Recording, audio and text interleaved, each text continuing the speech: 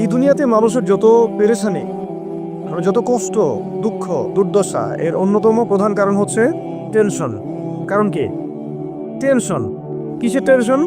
রিজিকের টেনশন, চাকরির টেনশন, ব্যবসার টেনশন, আহাল পরিবারের টেনশন, স্ত্রী সন্তান, ভবিষ্যতে কি করব। দুনিয়ার টেনশনই তো বেশি, যদিও টেনশন থাকার দরকার ছিল পরকালের বেশি। তো দুনিয়ার টেনশন এবং পরকালের টেনশন সব দূর হয়ে যাবে যদি কেউ বেশি বেশি দরুদ পাঠ করে। এটা হাদিস থেকে বললাম। আর গোনা, আমল নামায় যে গোনাগুলো আছে এগুলো মিটে যাবে যদি কেউ বেশি বেশি দরুদ পাঠ করে। একজন সাহাবী রাসূল সাল্লাল্লাহু আলাইহি ওয়াসাল্লামকে বলেছিলেন, ইয়া রাসূলুল্লাহ, আমি আমার দোয়ার মধ্যে কতটুকু দরুদ পড়ব? আমি কি 4/1 দরুদ পড়ব? নবীজি বলেছেন সাল্লাল্লাহু আলাইহি ওয়াসাল্লাম, তুমি পড়তে পারো, চাইলে আরো বাড়াতে পারো, বাড়ালে তোমার জন্য উত্তম। ইয়া রাসূলুল্লাহ, আমি কি তাহলে 3/1 দরুদ পড়ব আর 2 দোয়া করব? নবীজি বললেন, করতে পারো, বাড়ালে তোমার জন্য উত্তম। ইয়া রাসূলুল্লাহ, আমি কি তাহলে অর্ধেক দরুদ পড়ব আর অর্ধেক দোয়া করব? নবীজি বলছেন, বাড়ালে উত্তম, চাইলে করতে পারো। ইয়া রাসূলুল্লাহ, আমি কি তাহলে আমার পুরো দোয়াটাই শুধু দরুদই পড়বো আপনার উপরে? তখন নবী সাল্লাল্লাহু আলাইহি ওয়াসাল্লাম বলেন, যদি তুমি এটা করতে পারো তাহলে তোমার কোনো গুনাহ থাকবে না, কোনো দুশ্চিন্তাও থাকবে না।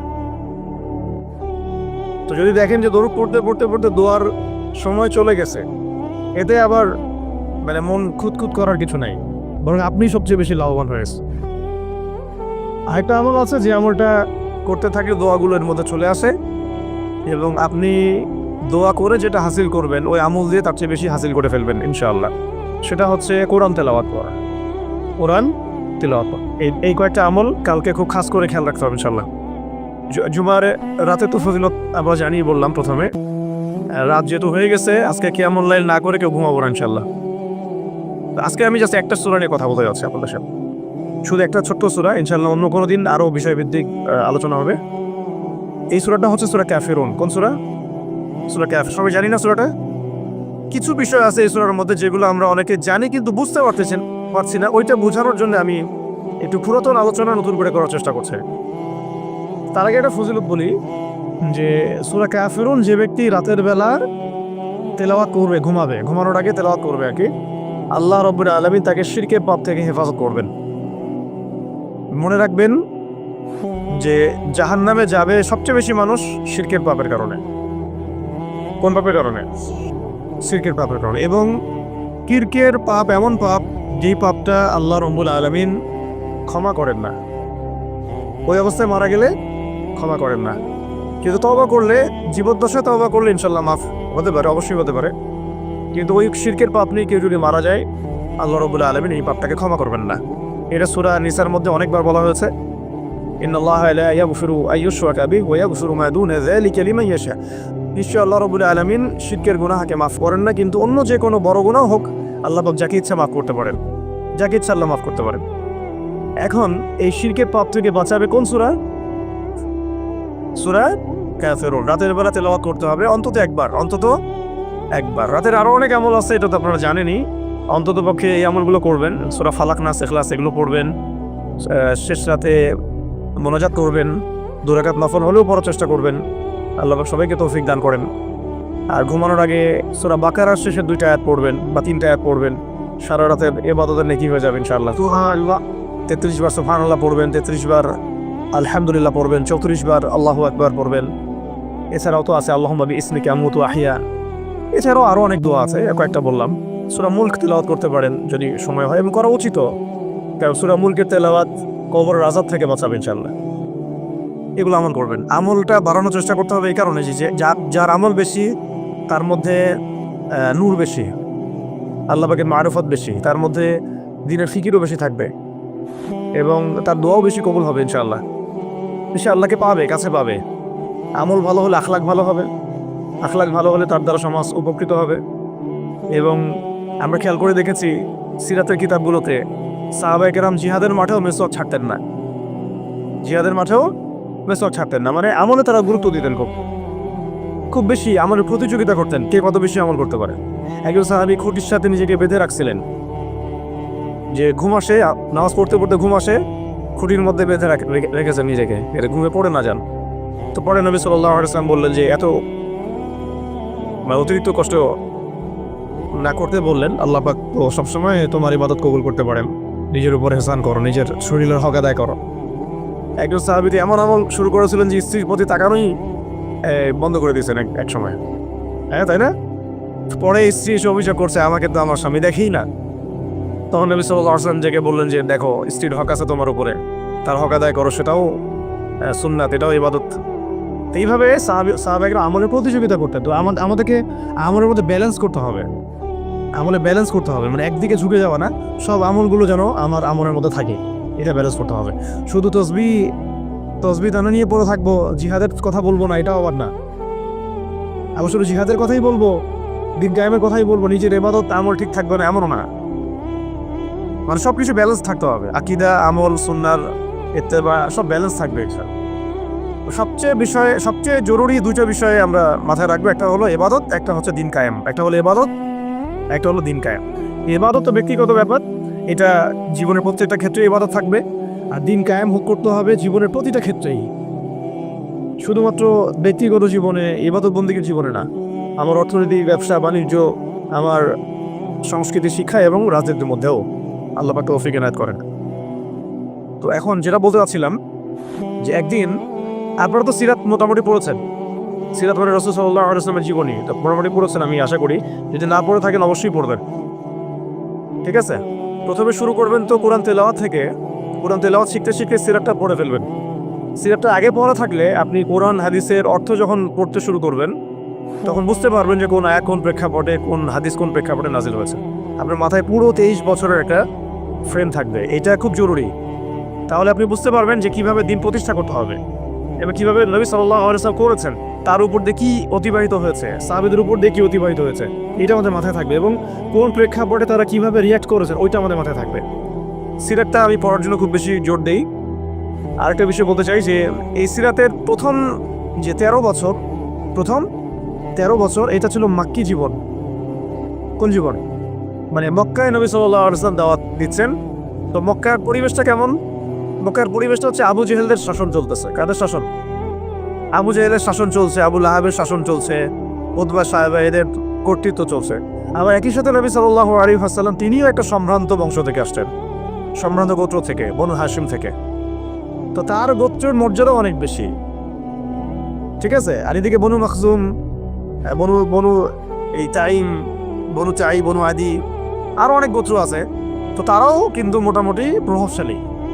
তো রাজনৈতিক যে ক্ষমতাটা, মক্কার রাজনৈতিক যে ক্ষমতাটা, এটা আছে ওই সময় আবু জেহেল, আবু লাহাব, উতবা সাহেব এদের হাতে। এবং ওদের একটা পার্লামেন্ট ছিল, ওর নাম ছিল দারুন নাদওয়া। কি নাম ছিল? দারুন নাদওয়া। তারা আল্লাহকে বিশ্বাস করত, একটু ভালো করে বোঝার চেষ্টা করেন। তারা আল্লাহ পাককে বিশ্বাস করত, আল্লাহ বলে একজন আছে, এটা তারা আকীদা ঠিক রাখত। এমনকি আল্লাহ পাক সৃষ্টিকর্তা, আল্লাহ পাক রিজিক দাতা, আল্লাহ সন্তান দাতা, এটাও তারা বিশ্বাস করত। কারা বিশ্বাস করত?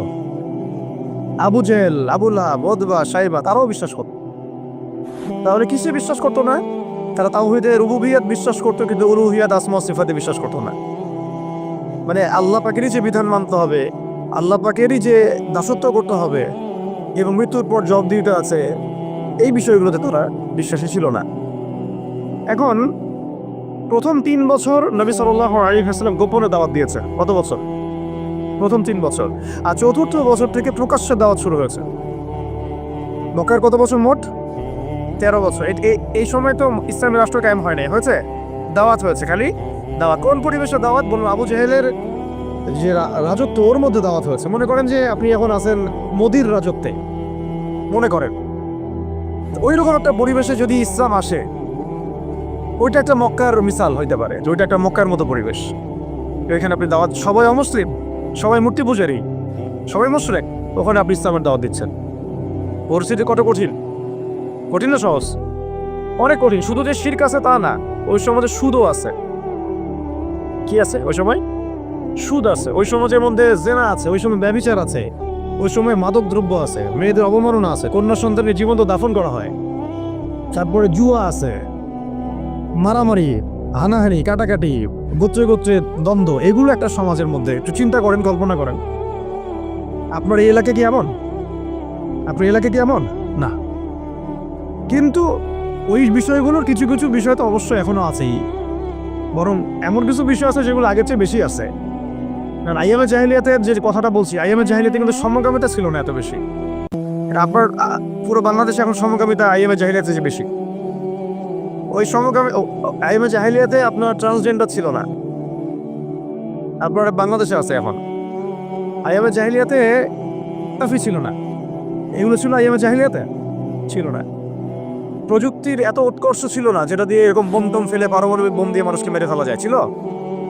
মানে অনেক ব্যাপার আমি আপনাকে দেখাতে পারবো যেগুলো আইয়ামে জাহিলিয়াতের চাইতে এখন অনেক বেশি আছে, শয়তানি।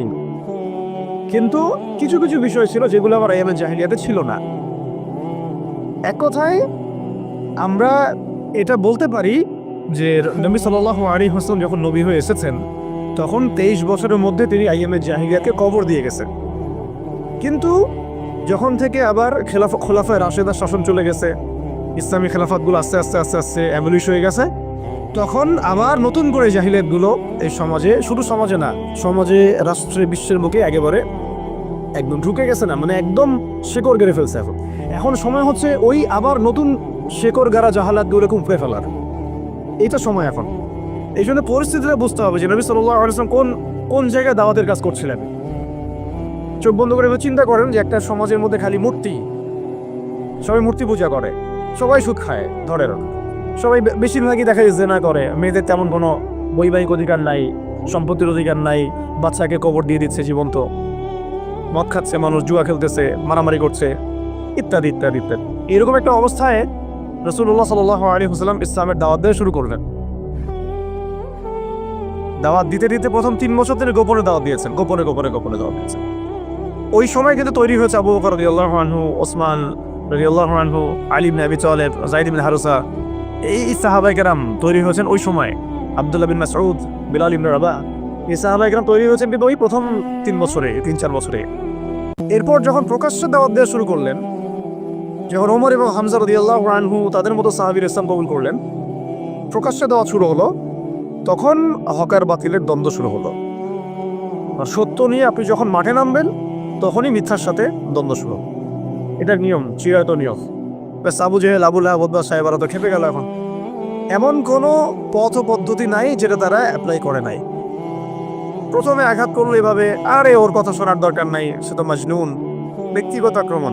খেয়াল করে দেখবেন এখনও আপনি বাংলাদেশে দাওয়াতের কাজ শুরু করেন, সবার আগে আপনি শয়তানদের পক্ষ থেকে, মানে মানুষ এবং জিন শয়তান উভয়ের কথাই বলতেছি, শয়তানদের পক্ষ থেকে সবার আগে বাধা পাবেন আপনার ব্যক্তি নিয়ে, সবার আগে আক্রমণ করা হবে। আগে ব্যক্তিগত জীবনে আক্রমণ করা হবে, আগে আপনাকে রাষ্ট্রীয় নির্যাতনের শিকার করা হবে না, ওটা পরে আসবে, শেষে আসবে। আগে ব্যক্তি থেকে, তারপর পরিবার থেকে, সমাজ থেকে, ধর্মনেতা থেকে, তারপর রাষ্ট্র থেকে, এইভাবে বাধা আসে আর কি। রাসূল সাল্লাল্লাহু আলাইহি ওয়াসাল্লামকে প্রথমে বলা হচ্ছিল যে মাজনুন, নাউজুবিল্লাহ মিন যালিক, সাহের, জাদুঘর, নাউজুবিল্লাহ, ফারিকুল জামাত বিভক্ত করতেছে, নাউজুবিল্লাহ। তারপরে বলা হচ্ছে আর কি বলেন, শায়ের, শায়ের, কবি, আর এরকম প্রায় 8-10টা কথা বলা হচ্ছিল, 8-10টার মতো কটাক্ষ করা হচ্ছিল প্রথম 3 বছরে। কিন্তু তেমন কোনো শারীরিক নির্যাতন করা হচ্ছিল না প্রথমে, আগে এভাবে ব্যক্তিকেন্দ্রিক আক্রমণ করা হচ্ছে। এরপর আল্লাহ পাক জবাব দিচ্ছেন, কোরআন নাজিল হচ্ছে, প্রত্যেকটার অ্যান্সার আসতেছে কোরআনে, তাই না? দাওয়াতের গতি বাড়তেছে, আলহামদুলিল্লাহ। মানুষ তো একবার ইসলামে আসলে আর ফিরে যাচ্ছে না, জান্নাতের খবর পেয়ে গেছে মানুষ। কোথায় ছিলাম, অন্ধকার থেকে আলোতে চলে আসছে। আর যারা এই নূরের স্বাদ একবার পেয়েছে তারা কি আর ফিরে যাবে? এখনো দেখেন অনেক বড় বড় পাপী মানুষ, আমরা নিজেও দেখেছি, নিজেরাও অনুভব করেছি, বহু বড় বড় পাপী মানুষ রাসূল সাল্লাল্লাহু আলাইহি ওয়াসাল্লামের রওজার সামনে গিয়ে সালাম দিয়েই একবার তওবা করে খাঁটি মুমিন হয়ে গেছে। বহু মানুষ আছে, আমার অনুভূতি কাজ করে ওখানে গেলে। একটা অনেক পাপী মানুষ ছিল, কাবাঘর ধরে যেই টাচ করছে, কাবাঘরে চোখ দিয়ে দরদর করে পানি পড়া শুরু হয়েছে, সে তার লাইফকে সংশোধন করে গেছে। আর সেখানে তো সাহাবীরা রাসূলের কাছে যাচ্ছেন, তার দরবারে বসছেন, হাতে হাত রেখে বায়াত করতেছেন, তাকে তার পা ধুয়ে দিচ্ছেন, তাকে ওযু করায় দিচ্ছেন, সারাদিন তারা রাসূল সাল্লাল্লাহু আলাইহি ওয়াসাল্লাম হাতে আছে। কত বড় সৌভাগ্যের বিষয়।